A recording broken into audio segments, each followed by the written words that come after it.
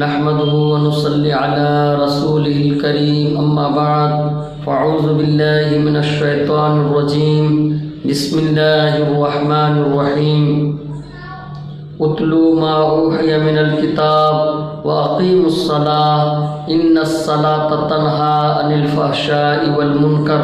ولذكر الله أكبر والله يعلم ما تصنعون۔ تو پڑھ جو اتری تیری طرف کتاب اور قائم رکھ نماز، بے شک نماز روکتی ہے بے حیائی اور بری بات سے۔ محترم بزرگوں، دوستوں اور عزیز ساتھیوں،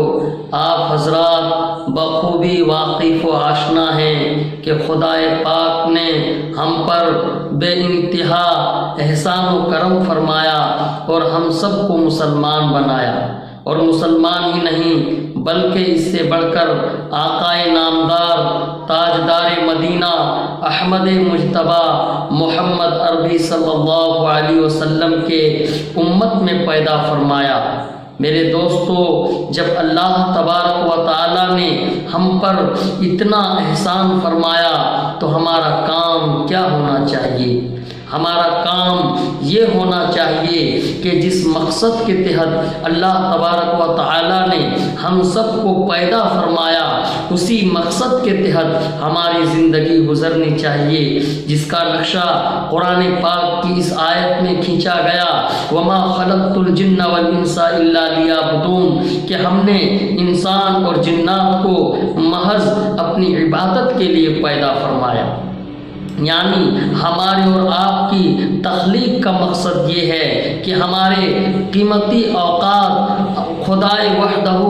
لا شریک کی عبادت میں گزرے۔ میرے دوستو، آپ کو یہ بھی معلوم ہے کہ خدا کی مطلوبہ عبادتیں کئی قسمیں ہیں، مثلا نماز، روزہ، زکوٰۃ، حج، لیکن ان تمام عبادتوں میں سب سے مقدم اور افضل عبادت نماز ہے، اس لیے کہ نماز ایک ایسی عبادت ہے کہ اس سے اللہ رب العزت کا قرب حاصل ہوتا ہے۔ نماز ایک ایسی عبادت ہے کہ اسی نماز سے انسان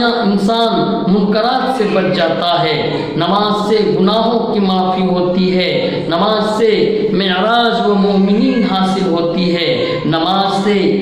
اللہ کے نبی صلی اللہ علیہ وسلم کی چشم مبارک کو ٹھنڈک پہنچتی ہے۔ نماز ہادی عالم جناب محمد رسول اللہ صلی اللہ علیہ وسلم کا عظیم معجزہ ہے، جس کے اعجاز سے امت رہتی دنیا تک فیضیاب اور کامیاب ہوتی رہے گی۔ میرے دوستو، میرے بھائیوں، نماز ایک ایسی عبادت ہے کہ مومن اگر تمام تقاضوں کے ساتھ نماز کی ادائیگی کرے گا، اس کو فرائض کے فکر سے ادا کرے گا، تو رب تعالیٰ گناہوں سے پاک فرما کر اجر عظیم عطا فرمائیں گے۔ لیکن آج افسوس ہے ہمارے ایمان پر کہ ہم ایمان کے دعوے دار ہیں، خدا اور رسول کے محبت کے دعوے دار ہیں، اس کے باوجود آج ہم مسجدوں سے کوسوں دور ہیں، آج مسجدیں ویران نظر آ رہی ہے، آج مسجدیں ذکر اللہ کو ترس رہی ہے، آج مسجدیں تلاوت قرآن سے خالی نظر آ رہی ہے، اور ہم اپنے گھروں کو آباد کر رہے ہیں، دنیا اور دنیا کی عیش و عشرت میں مغرور ہیں، دنیا اور دنیا کے رنگینیوں اور خوشنمائیوں میں دیوانے ہیں۔ مومنوں، کان کھول کر سن لو، اگر ہماری حالت یہی رہی تو کل قیامت کے دن جب اللہ کے سامنے ہماری پیشی ہوگی، اس وقت ہم خدا کو کیا جواب دیں گے؟ دوستو، اس عالم میں جب خدا پوچھے گا تو ہمارے پاس کوئی جواب نہیں ہوگا۔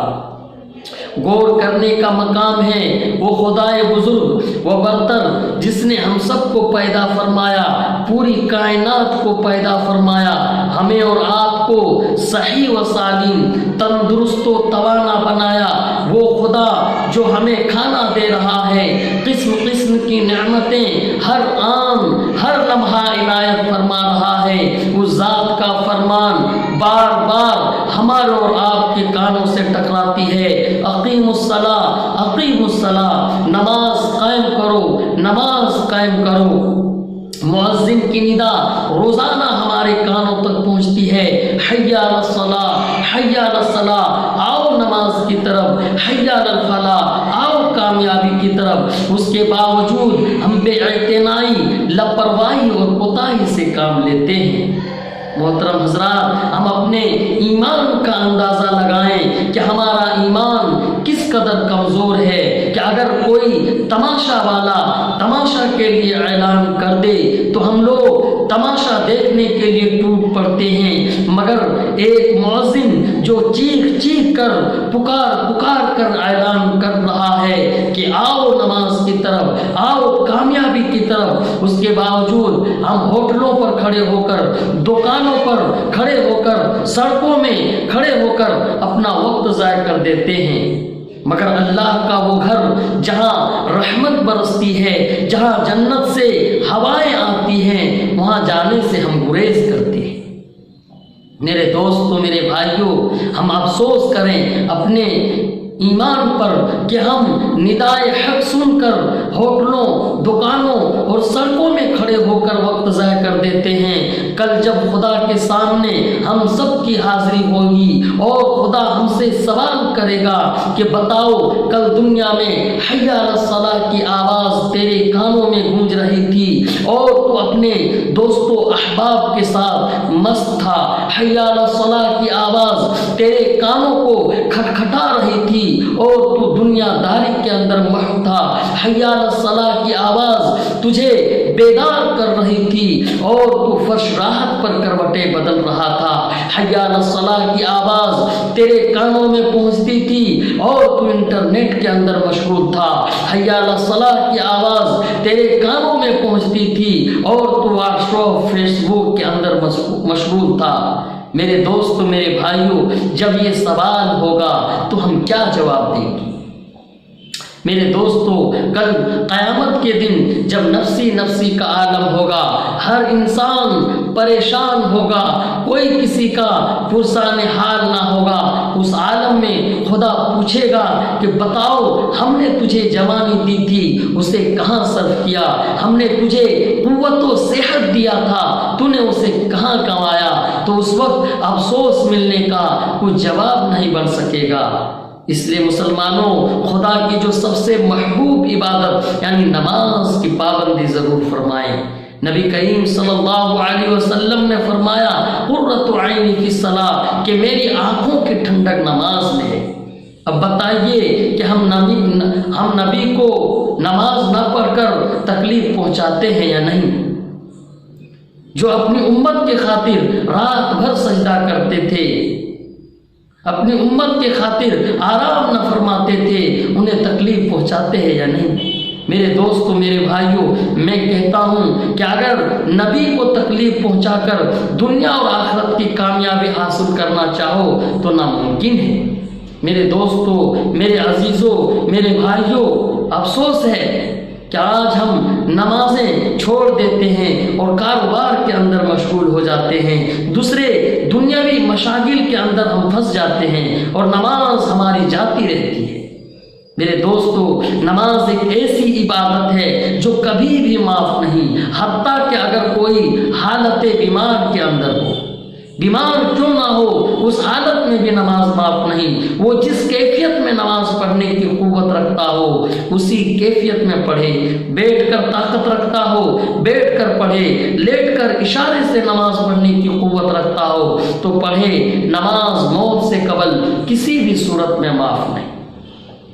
میرے دوستو، میرے بھائیوں، افسوس ہے کہ ہم مساجد تو خوب سوار دیتے ہیں، قیمتی سے قیمتی پتھر نصب کر کے مسجد کو خوبصورت تو بنا دیتے ہیں، مگر مسجد کی جو روح ہے اس روح سے ہم مسجد کو خالی چھوڑ دیتے ہیں۔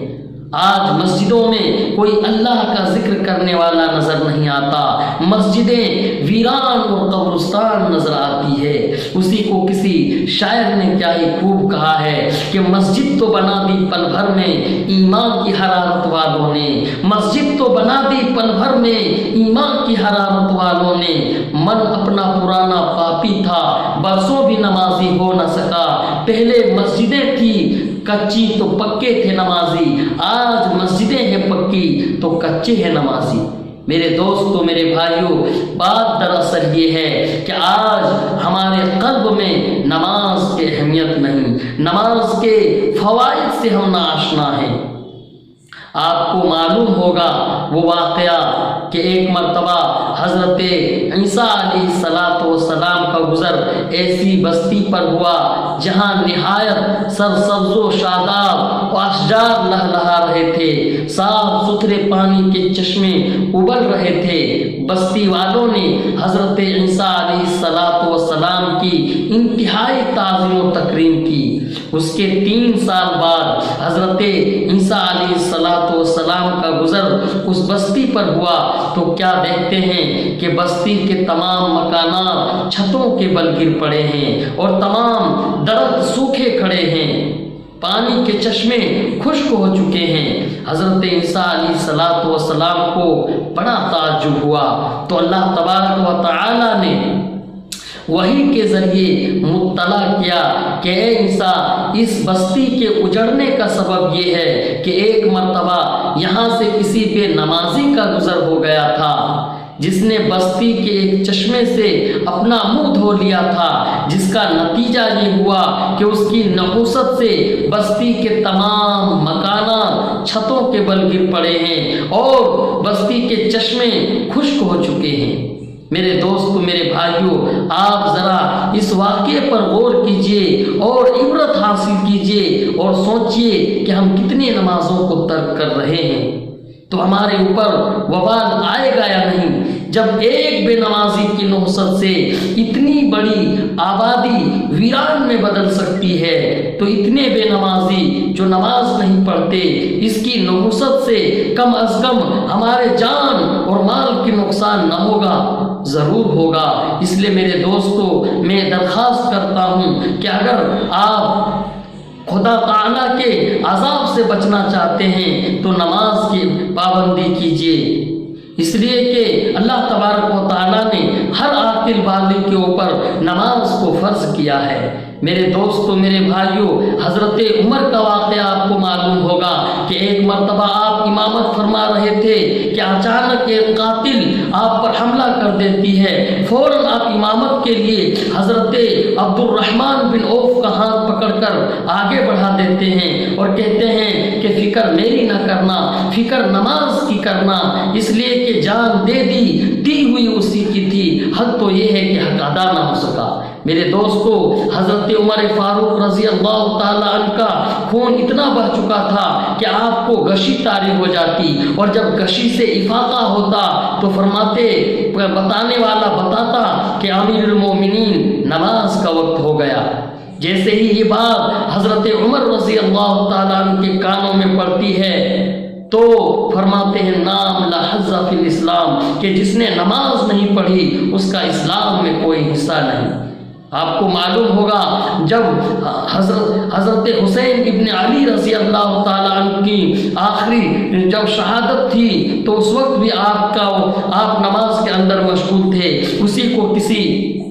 शायर ने क्या खूब कहा है, न मस्जिद में, न मंदिर में, न बैतुल्लाह की दीवारों के साए में नमाज इश्क अदा होती थी तलवारों के साए में। दुआ करें कि अल्लाह रब्बुल इज़्ज़त हम सबको उन सहाबा जैसा ईमान व यकीन और हौसला अता फरमाए और हम सबको पाबंदी के साथ 5 वक्त की नमाज पढ़ने की तौफीक मरहमत फरमाए। वाखिर दावाना अनिल हम्दुलिल्लाहि रब्बिल आलमीन।